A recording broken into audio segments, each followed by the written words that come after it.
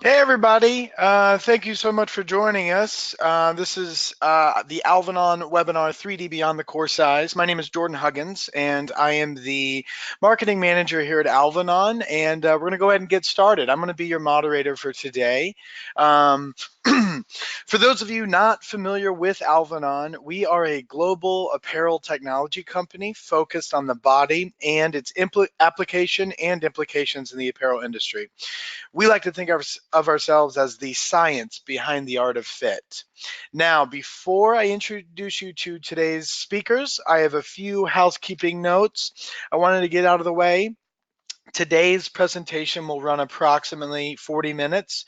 We will leave plenty of time at the end for a live Q&A with Don and Chris. So you are more than welcome to post any questions you have for the speakers today, and you can do that in the GoToWebinar user interface. There's a questions tab, and you can just submit them there, and I will save those for the end of the webinar and the Q&A session. I'm going to do my best to ask as many of your questions today as possible. If I can't get through all of them, then we will address them afterwards, and we will sending out a top FAQs and answering those and sending them out when we release the recording of this webinar. That being said, we are also recording this webinar, so if you've registered for it, then we will be sending out a copy of it within the next week. If you experience any technical difficulties during the presentation, you can reach out to me directly through the chat box, and I will do my best to help you during the webinar. Now, without any further ado, I'd like to go ahead and introduce today's speakers. We've got Christina Onusko and Don Howard, and they will be guiding today's webinar. A little bit about both of them. Christina has over 35 years of experience in design, pattern drafting, draping, garment construction, and grading. She joined Alvanon in 2008, where she shares and applies her extensive expertise in technical design, manufacturing, and product development. She helps clients establish standards and tools for optimizing garment fit and provides training to apparel brands on a global level. Now, a little bit about Don. Alongside Christina, we have Don Howard. Don is the executive director at Alvanon. Don brings us over 35 years of experience in apparel, retail, design, and manufacturing. He joined Alvanon back in 2010 as a consultant, and in 2013, he was named as the executive director to head our global consulting team. He's established our renowned professional development series industry training program, and he's a recognized expert in pre-production process, technical design, and product development with a particular emphasis on implementing sizing and fit standards. Now, without any further ado, that's enough for me. Don, I think you can take it away. Thanks, Jordan. Thanks very much, and welcome everyone to the webinar. Chris and I are super excited to be able to talk about a subject that we've spent many years on, and one that we're sure that all of you devote much attention to, and that is technical size and fit standards, not only at the core fit size, but throughout this entire size range offer. In today's world, all customers have a higher expectation of fit than ever before. And we know that it's critical that not only we create those sizes, but validate that they fit as intended. We all tend to perseverate in the product development process on getting that core size perfect, but I'm not sure everyone is diligent enough about understanding what is happening throughout their graded size range and size offer. And today, since sizing and fit standards are more important than ever, there are so many variables in the product development process and throughout the supply chain that can make this as challenging as ever. Isn't that right, Chris? Yes, absolutely, Don. As brands and retailers are continuing to implement 3D into their overall process, technical sizing and fit consistency can become even more difficult to attain and maintain, for sure. Yeah, so we work with many brands and retailers around the world, and of course, 3D is a very important topic for many of them. We see a lot of different places where 3D is being applied with the brands, and it's important to understand that everyone's kind of in a different place. There are many brands who have been on a 3D journey for several years now, and they've been kind of the pioneers and trailblazers, and working with available technologies and as they advance. So we see people who are just getting started. They're trying to figure out, how do we proceed in 3D? Where would we do it? Some are at the software selection phase. Which one of those do we choose? Or maybe multiple choices that we have depending on our needs. We have brands that are committed over the years to making it work and having some of those make it work moments. And some brands have gotten derailed and they need to get back on track.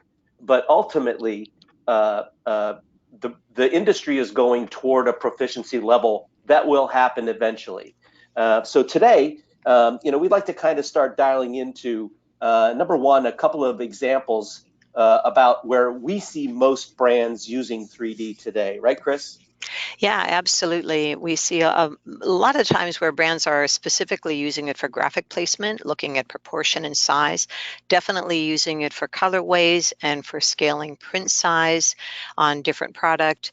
And then, of course, for line planning. Those are some really common uses that we see today. And it's exciting to see how much further it can go. And there's a real distinction here that we kind of like to make on visualization in 3D versus technical fit in 3D. We know that there are brands that are out there able to create digital showrooms, able to create their entire sample lines in 3D for visualization. And we're not really going to be emphasizing on that today. We're really going to dial into how 3D is being used for technical fit standards and some of the challenges associated with that, and some of the work we're doing here at Alvanon to aid in that process. So the key topics for today's webinar, we have to start at the beginning. That would be establishing the technical fit standard in 3D. And you have a couple of choices if you're starting out or you're in 3D. There's going to be some existing software that you might be able to, choices that you would have, parametric model adjustments that you might work with, scanning, reference standards, which we'll talk a little bit more about in a minute. And then we hope that you have, or you should have, in the physical, some technical standards that are beyond the core size. And specifically, we're talking about your size charts, your key, your body growth charts, your garment grade. And in this instance, we're going to be discussing what they are and how they differ, why they're important.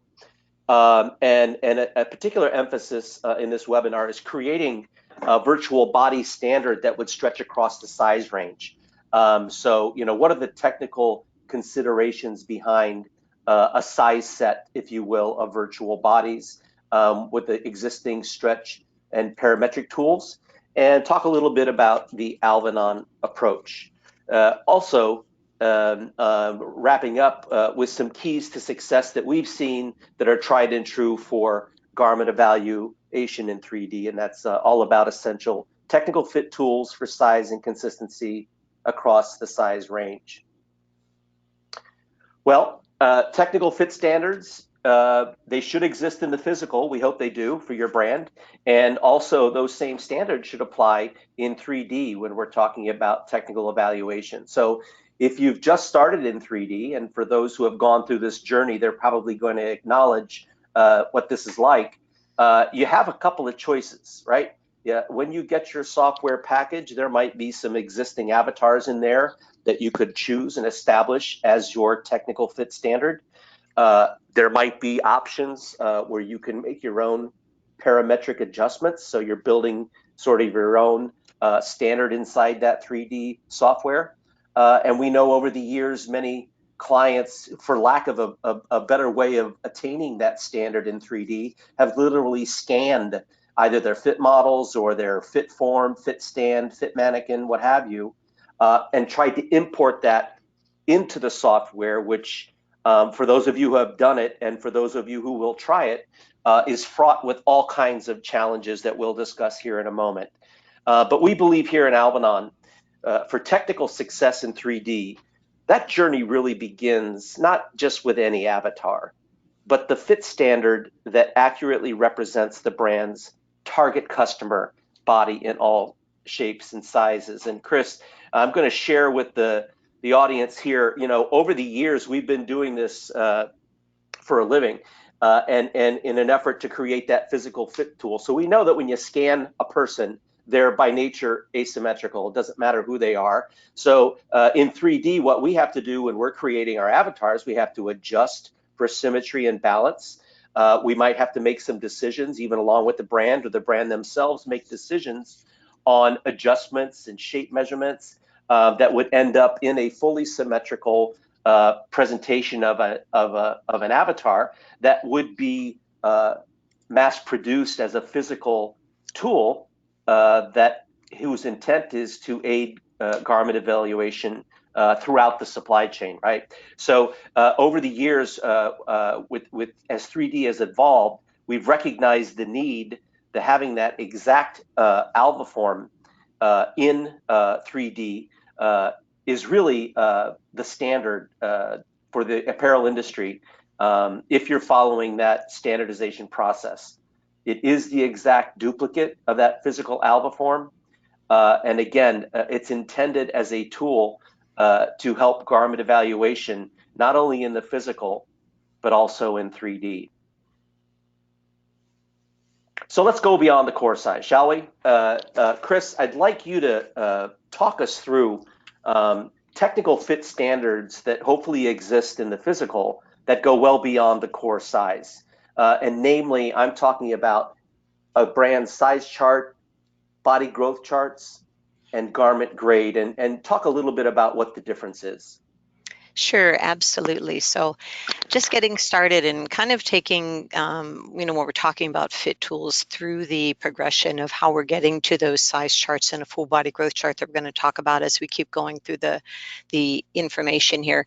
Starting with just a size chart, everyone knows what a size chart is. It's, it's established to reflect the body measurements from size to size, relative from your base size, the measurements across your full size range for whatever category you might be talking about. The size chart consists of growth information at the key measurement points. It might be used internally for some brands, may only have a key grade point size chart as their guide for fit internally. Externally, certainly size charts are used to communicate sizing information for the customer with regard to the product. The thing about a size chart is it doesn't necessarily account for the secondary measurements that occur on the body at any given size. So you can go ahead and go to the next slide. Good. So the starting is the key point. Using your size chart and also using the core size fit standard as the initial tools that represent the customer is absolutely essential. The full body growth charts and the 3D virtual bodies are developed to optimally represent the customer demographic in size and shape at each size in the size set. And it's starting from this size chart and, of course, your fit standard that you would use for evaluation. So as we go on to talk a little bit more about the full detailed body growth chart here, some brands may have a full body growth chart, and sometimes people don't really know or understand exactly where that body growth chart may have come from. There's some questions to ask. Was it informed by data? Was it created from a garment grade rule? Was it created only by math or subjective assumptions for what the body might be growing? Today, it's really important, more important than ever, to understand the body growth chart and how the shape evolves, what the right growth is. We know bodies do not grow in a linear fashion. We know different points of measure may grow different relative to what the key girths are growing. So it's all really important to understand to ensure a good fit inclusively for all of the customers, especially those at the extreme ends of the size range.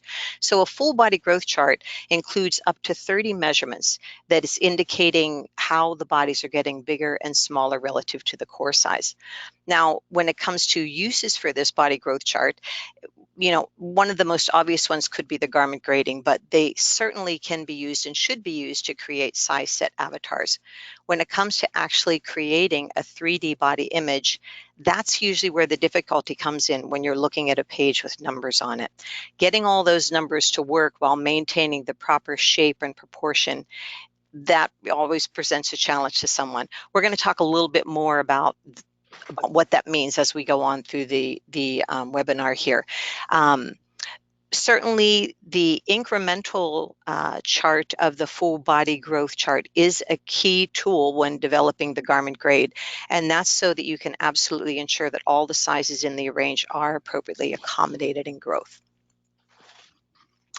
The thing to remember about the body growth chart is that it really should be a cohesive, detailed set of numbers. So it's critical that the chart is informed with data in order that the whole process is cohesive, the whole resulting chart is a cohesive.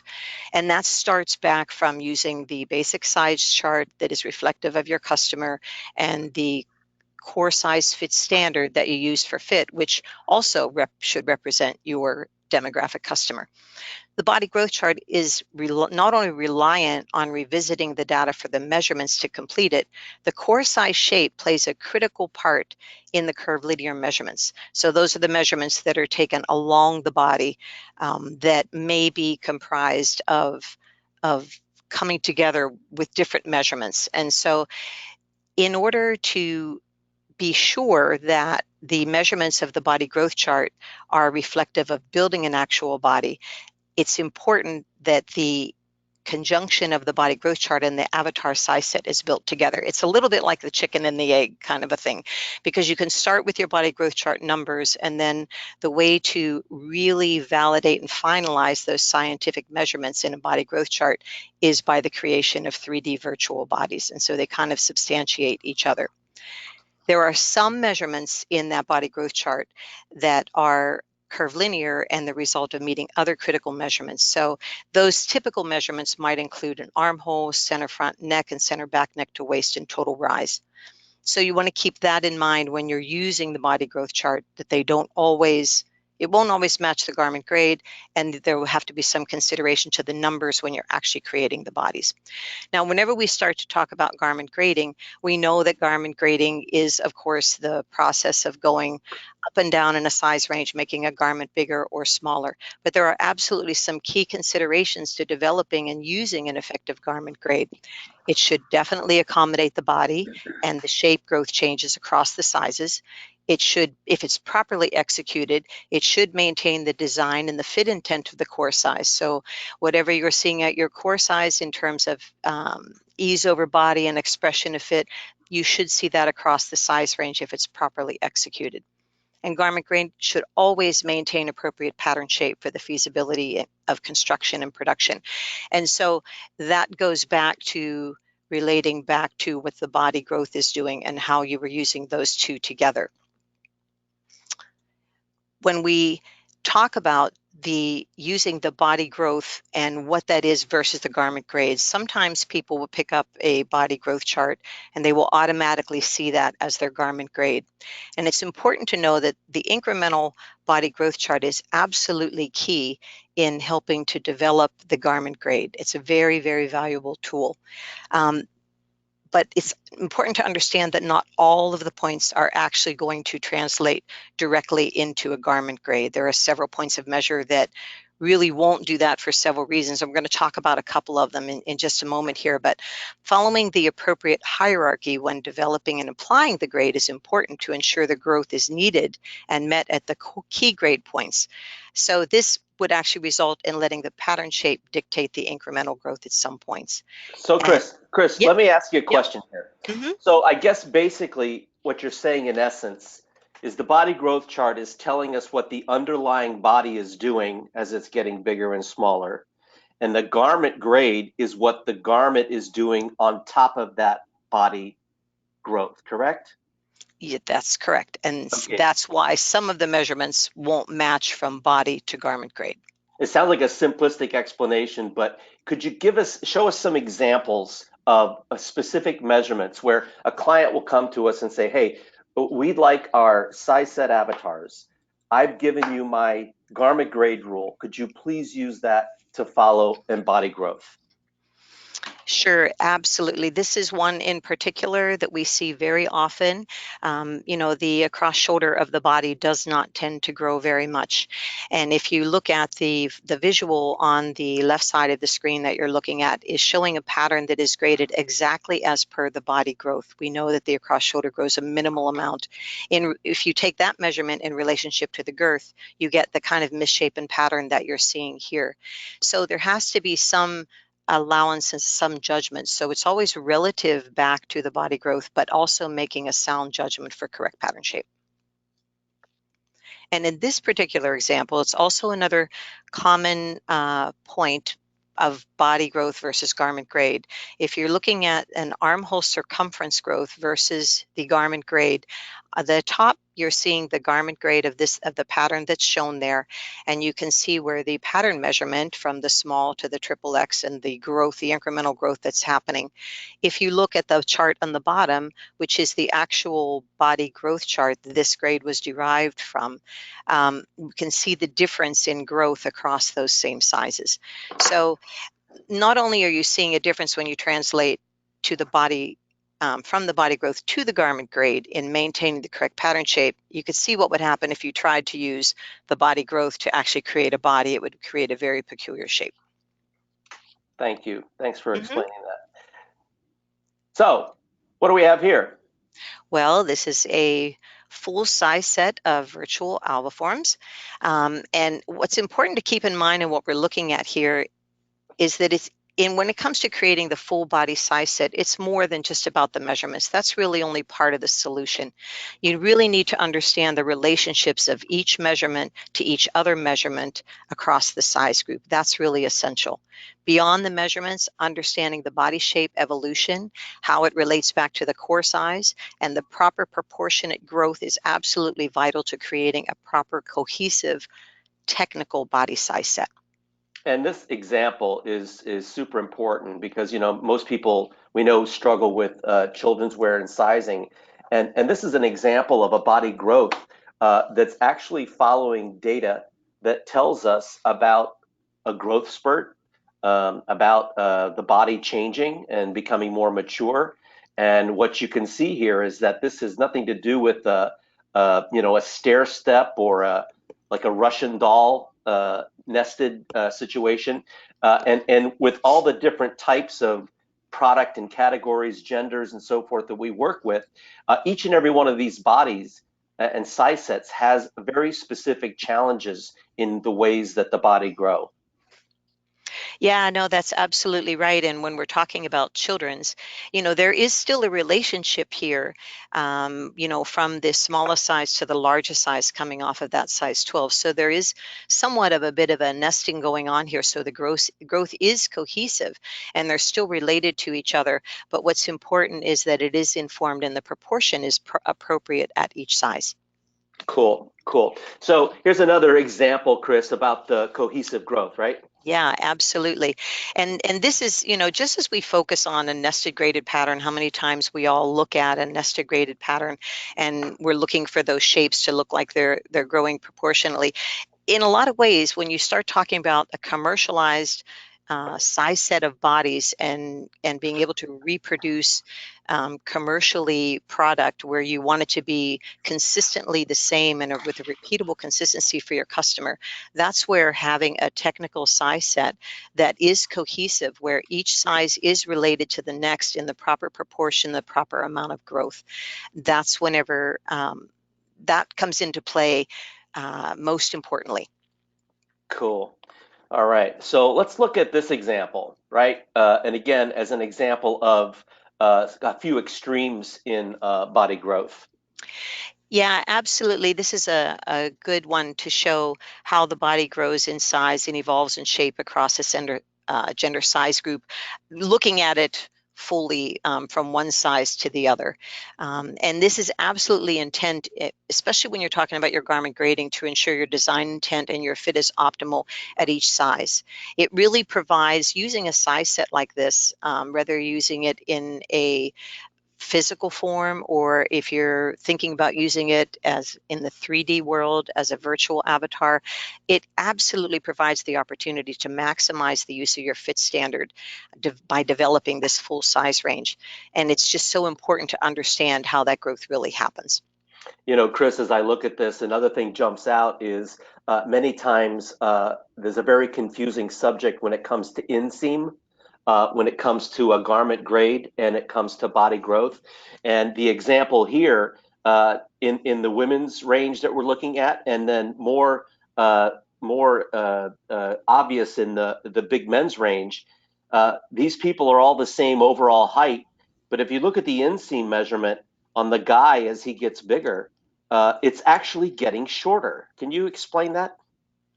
Yeah, as the body is getting bigger, and you're increasing in crotch depth, even though you're maintaining the same height, you're getting that little, especially at the larger sizes, the depth is getting a little bit deeper as the body is getting bigger, and that's a really common thing we see. We also might see that in arm length as well, and it's important to understand that while the body should be built assuming a same size height growth across the size range, we know that statistically there is no correlation in size to height. So a particular size to height across the size range. So developing the body properly as informed by the data is important, and understanding that what you do with your garment grading in terms of an inseam or an arm length is a very separate thing.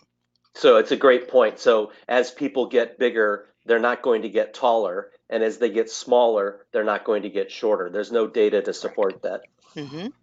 Excellent. Okay. Well, Chris, let's go back to garments now. Garment size set evaluations. Why would we do that? Well, there's a lot of ways, and a lot of people may choose to receive garment size sets today, and they may be handled in different ways. The really important things and why you would want to think about doing it, of course, is to look at overall proportion of the garment, and that comes in even if you're looking at seaming details or pocket placement, artwork proportions, how they're looking on the different sizes and where the adjustments need to be made. The same thing is true of print placement and scale. Design features and details, looking at how they look from one end to the other. The other really important thing to evaluate through garment size set is the grade performance across the size range. That one is really key and can be really valuable. So you understand that you're not including those customers at the far end of the size range is just so important today. And different size sets are handled today, they can be handled very differently. Sometimes people may get a size set in, they may measure them, they may look at them on the flat, which isn't going to tell you a whole lot about not seeing them on a body. Fitting maybe only on a live model, which may or may not match the standard. There's a lot that needs to go into that, and making sure that you understand the differences, or through wear tests. All important ways that are ways that they might be handled today. What 3D actually is the ability to do a lot of this evaluation virtually, and it's a very valuable tool to especially evaluate the things we were just talking about: garment grade, performance, seaming, proportions, and details. And the important thing about doing that is that you would be doing it on a technically correct size set of bodies, so that you're sure what you're looking at. There's no question in trying to make an allowance for a model that, being under or over a different shape. You've established your technical standard at the core size, and you are evaluating it across all the sizes effectively. And So yeah. yes. So when brands ask us, we're in 3D, we're in the technical world, and we're looking for places to use. We really feel like this is an immediate example of how a product development team can benefit from 3D, could be able to develop and view these products on a full size set of virtual forms, and this would greatly enhance your ability to do those evaluations. And as Chris said, that's provided that you have the technically correct size set bodies, you have the 3D ability to grade the garments, and there's a couple of huge wins here when we're looking for ROI on 3D. Number one, it's much more time efficient and it's much faster. I know that in many organizations, those size sets might show up and they end up on a shelf because nobody really has the wherewithal to look at them. Or, we all know how painful it is to gather a size set of people in the organization and get them together and cast it and review them. So, certainly much more efficient, but beyond that, it's much more sustainable. If you think about the volume of size set samples that are created in the physical through all the different supply chains and factories, that's a tremendous amount of samples in that product development process. So clearly, doing that size set evaluation in 3D is much more sustainable. All right, Chris, we often get this question, and we've seen it in action over the years. Should I say the pioneers in 3D have been struggling with this. I have 3D software, and I've already created what I consider to be my core size. Why can't I create the additional sizes I need? Yeah, absolutely. And we've certainly have been watching this and doing some research with it as well. It can be such a valuable tool, but there's some things that you just want to keep in mind. The visuals that you're looking are now are just some testing that we've done, and it's important to understand some of the limitations that might be there, or at least understanding the results that you'll get so that you understand what you're looking at going forward. We used, in this particular case, we used the same set of measurements. In this case, we actually used the ASTM Curvy women's body, and we used different software programs in an attempt to build the same body consistently. So we are showing the extremes of the size range here. There are two bodies. On the top, you see the size 2, and on the bottom, you see a size 18. So the Alvanon standard is in the middle, and the two different software platforms are on either side of the standard. So this is using the same measurements and resulting in the shapes that you see. So our intent was to build a consistent technical fit tool across different platforms using the platform's algorithm avatar builder. And you can see the result. You can imagine that if your vendors are using different software providers to create 3D prototypes, and using the different platforms, you can see where the same t-shirt here, as an example, would look very different on each one of these avatars. Some you could use to make good decisions on grading and proportion, and some might lead you to make very different decisions than you would make if everyone was using the exact same fit standard. So ideally, you really want a fit standard tool that uses both art and science to make the size and shape changes that occur in the population as you go up and down the size range. And I might add, this is in no way meant to disparage any of these results. No, not at all. It's meant to convey or illustrate how difficult it would be to create your standard in additional sizes. I think we have another example here we can look at. Chris, what about this next slide? Yeah, on the next slide here, we're looking at what it takes to build when you consider building a size set as a technical tool. Thing to remember is each size must be done individually, and that can present a challenge in creating a cohesive size set. Different platforms use different algorithms in order to determine where the shape and the fat patterning are distributed. So if you end up with a result that doesn't look like your fit model or your physical fit form, it's just important to understand that you might have limited flexibility to adjust it. And again, that's from a consistency perspective across all users. So different software can produce different results with the same measurements, and then you may get different results even with different users. So it's just something to keep in mind. Yeah, and again, we're showing example. We've had clients who have been trying to do this, and that's exactly why we've been trying to respond to this need over the years, because people came to us and said, "Hey, we need to have our consistent size range across the same core size body that we're developing on."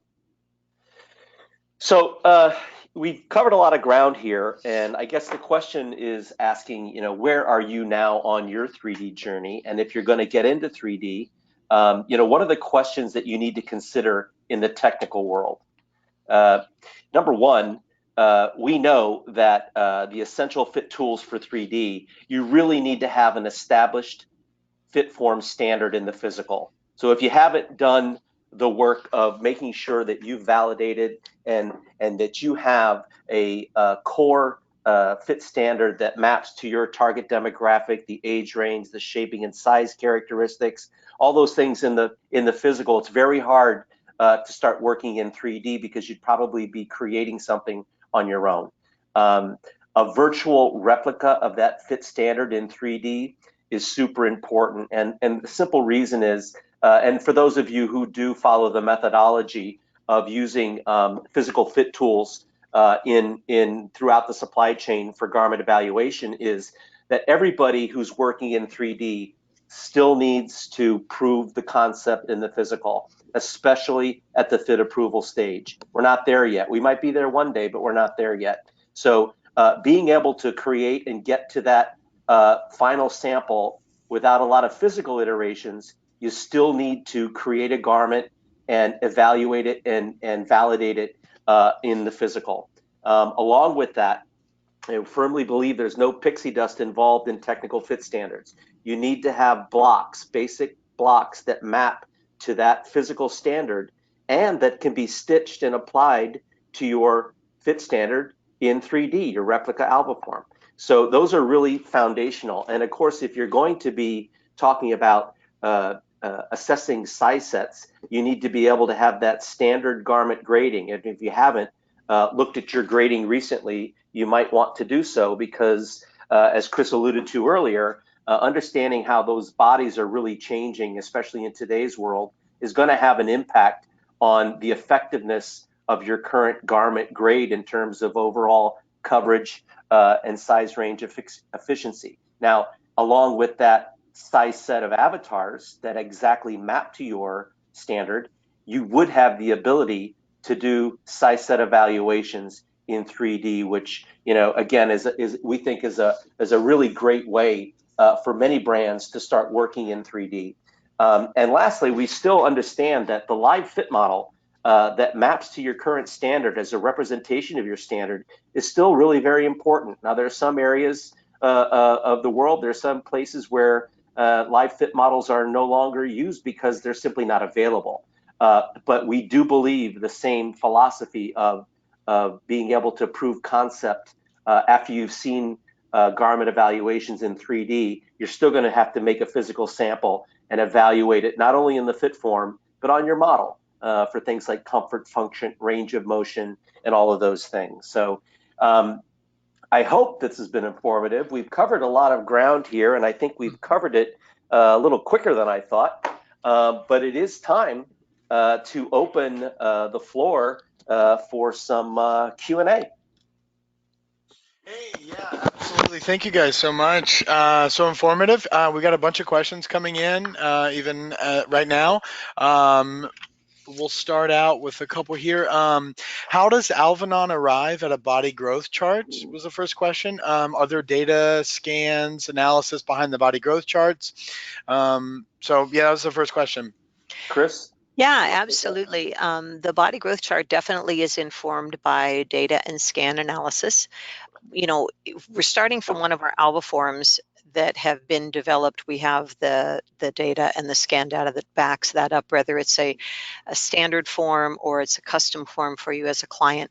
So what we will do whenever we build the body growth chart, once the core size has been established, and then also that size chart that we talked about, then we're going back to the same data where the core size was developed, and we're looking at what that looks like whenever you're talking about all of the different sizes. So absolutely, we're using our body scan database and all of that information and that analysis in order whenever we're creating a body growth chart.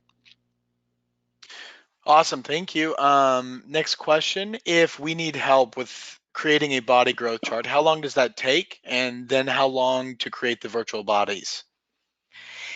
Generally, creating the body growth chart and the size set virtual bodies may take between 4 and 6 weeks, depending on the timing of the project. And depending on, I guess it depends on if we are talking here about creating a custom body growth chart for your brand. It could take about that long. We absolutely can help you with doing that. It's about letting us know what your current course standard is, and of course, developing it from an ALVA form, then we have access to the data that goes with the way that form was built, or providing us with your demographic. If you have a standard ALVA form and you want to provide us with your demographic specific to that, then we can create the body growth chart from that. Okay, great. And I think this question, I think you guys might have addressed this already, but I just want to flag it up one more time. Why isn't the core size enough to get good fit? Well, I think as we discussed, most brands will, and all of the energy and the creative decision making is focused on that one core fit size, and then many think that, okay, well, the grade will take care of everything else. So as we mentioned earlier in the day, the population has become so much more diverse, and customers have become so much more demanding in terms of how things fit them, and they have many other choices in the universe to choose from. So making sure that you actually know how your grade is performing, and that, as we said in the very opening, that you're offering sizes, but are they really fitting the people, especially at the outer edges of the range, the way they're intended to fit? So just doing good enough in today's world is not good enough, because there are too many people out there who are making fit and sizing a competitive advantage. Great, thanks so much. So this one's a little bit more in depth. I had this discussion with my boss yesterday. We have our ASTM/AlvaForm body growth chart for children. I was looking at the chest growth from 12 to 20 for boys. The growth is not consistent, but our grade rule is. I argued that our grading should reflect the body growth chart for this point. Am I correct in assuming this? Yes. Actually, I do believe that you are. And when you're talking about children's growth, that is a particularly difficult garment grading and growth to understand. But definitely following the body growth, as particularly at the chest as close as you can, would be the right approach. Now, and having said that, the caveat is you also want to look at everything that you're doing holistically within the garment and what the waist might be doing in relative to the chest, and maybe there's a reason to smooth that grade out. So there's a lot of things to consider. Generally, I would say a key girth like the chest, the waist, and the hip, you're trying to follow that as close as you can, but also then understanding that you still have to maintain that pattern shape correctly. Oh, great. The questions are just pouring in, guys. You've really hit a nerve with a bunch of people. Will Alvanon be creating parametric avatars? That's a very tricky question. In the purest sense of the word, I would say that we're doing that using art and science, because there's no true parametric technology right now that would be able to do the cohesive relationship from size to size. It just doesn't exist. It might exist in the future, but it doesn't exist now. So you might say that we are human parametric avatar creators. Okay. Next question. Are there banks, quote unquote, are there banks of digital avatars for standard UK children's sizes, or is there a need to create one per brand? Chris, you want to do that? Well, we do have our standard series that, if they're not avatars yet, they certainly will be virtual alva forms. And so they will be available if they are part of our standard series. Great.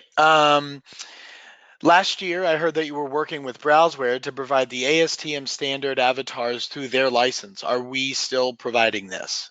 Okay, so that question goes directly to, and I don't know if the audience has been aware of this, if they saw any press release on this, but we do have what we call our Alvanon body platform. And for brands, you can have access to any of the existing standards, and that are compatible with appropriate software. Right now, certainly there are a few softwares, you've named Browseware, which is one, where they are compatible. And I would encourage you to reach out to your local regional salesperson to get more details on that.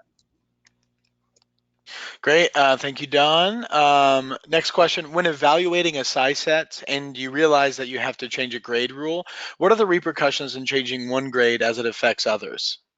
Oh, that's a great question. Absolutely, this is one of the benefits of why you would want to evaluate on a full size set, and you would want to actually look at the physical, either the physical or the 3D samples on either a physical set of mannequins or standards, or versus a 3D avatar, because you need to understand. I don't think it's an easy question to say, well, this one will probably alter, if you change this grade rule, it may alter another one. But the important thing is being able to understand what you're looking at. And that means looking not at the samples, not only on the body standard, but it also means evaluating the pattern. Because once you make the change, that's where you'll really know if the garment grade rule has to change, when you're looking at the pattern. And Chris, just to follow up on that, we know that we have clients who will come to us and for some reason they have different grade rules for different product types. And we know that's not a best practice. So it might be an example of maybe having to evaluate why you would be doing different grading for different product types. Certainly, yeah, and certainly that is very true. We really do believe that, and we have validated and we support, especially in the methodology that we use. You certainly can use one for 99% of the time. You can use one set of grade rules for wovens and knits. There are some exceptions, but absolutely validating the size set will give you that information depending on the product you're looking at. Great. I'll thank both of you for that. Next question. You mentioned that there is no data to support that women's sizing changes in height. So essentially saying a size 0 is the same height as a size 6 or 8. Are you saying that the data you have collected is showing this, or are you saying that you haven't collected a lot of height data or on the smaller and larger sizes in women's? Oh, let me please take a crack at this. So, in all of the work we've done over the years, what's really important to understand is that once you've defined, let's say, a regular height, for sake of argument, as your standard, throughout the size range at that established height, the data tells us unequivocally that people don't get taller and shorter. A stature component is a critical part of establishing a fit standard.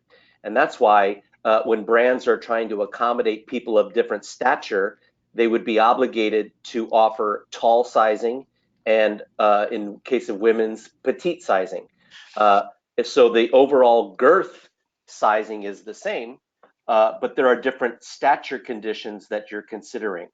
Very much the same in men's, where many times over the years, people have conflated big and tall. You can be big and tall, but just because you're big doesn't mean you're tall. So it's essentially about establishing a stature for a regular range and then making a decision about whether or not you're going to accommodate alternative statures. Hope that answers the question. Great. Thank you, Don. I think probably just time for 2 or 3 more questions, maybe. What is your take on the possibility of approving fit solely in virtual with no physical sample? How would we check movement and comfort?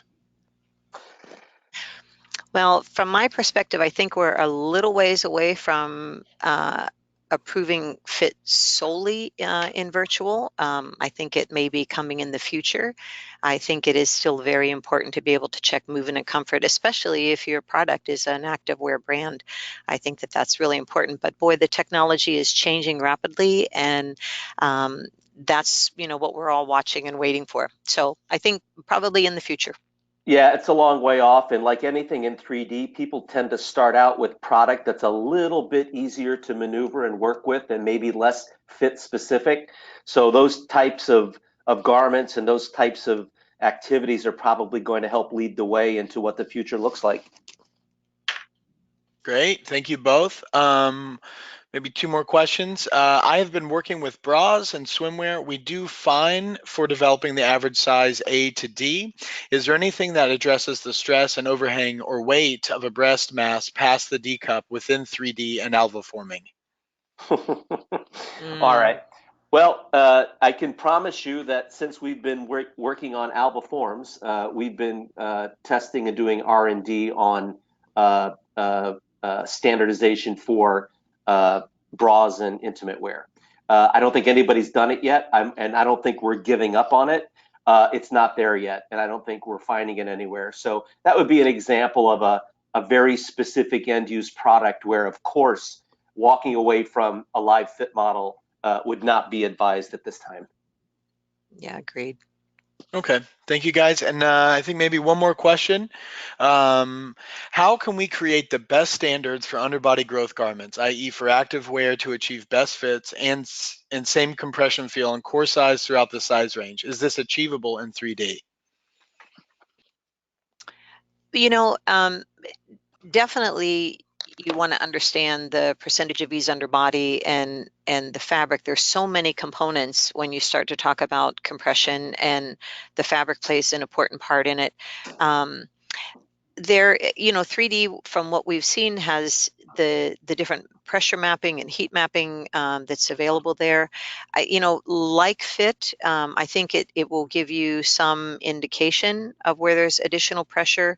I think it still may be something that you still want to keep looking at and evaluating in the live model. That's something that is also important when you're talking about compression and ease underbody. Exactly. And again, we go back to the live model fitting. I don't think, when it comes to performance and fitwear testing and a lot of the extended testing that would be required, I would think that doing it in 3D would be way down the line. Okay, great. Thank you guys for that.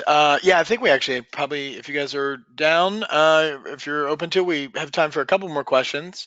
How effective are the avatars in shopping for men's suiting? Would there be more challenges in fit for the suits? Avatars for, repeat that again? How effective are the avatars? I'm assuming when shopping for men's suits, would there be more challenges in fit for the suits? Not sure I understand the question. It sounds like the question is about, go ahead, Chris. Yeah, no, I don't think it would be I don't think it would be much different than fitting any garment in 3D when you're talking about technical fitting. If we're understanding the question correctly, I'm not sure. Maybe we aren't. Okay. I heard the word shopping. Did you say shopping? Yes, yeah. How effective are the avatars in shopping for men's suiting? Okay. Oh, Yeah, I think that we're moving over into another area of usage for what that avatar is. I mean, in this case, we're solely talking about fitting and evaluation for garment approval. Gotcha. Okay. Okay, we'll move on to the next question. Another one. I'm working in Clo 3D. Where can I get a virtual Alva form to use in Clo 3D? Wow, that's super simple. Yeah. Contact your local sales director, and we're going to give you some names now here. Jordan, thanks so much for helping us out with the questions. You've done a great job. I do believe I can answer that right now. We want to thank everyone for joining us today. We hope that wherever you are on your 3D journey, this webinar has been helpful and informative and get you to think and encourage new ways that you could be using 3D, particularly in technical design and product development and fit approval, that you can ensure customer size and fit consistency at every size in the range. So again, if you don't know these faces, please acquaint yourself. If you have any questions about anything we've covered, please take note. We have global representation in our sales force.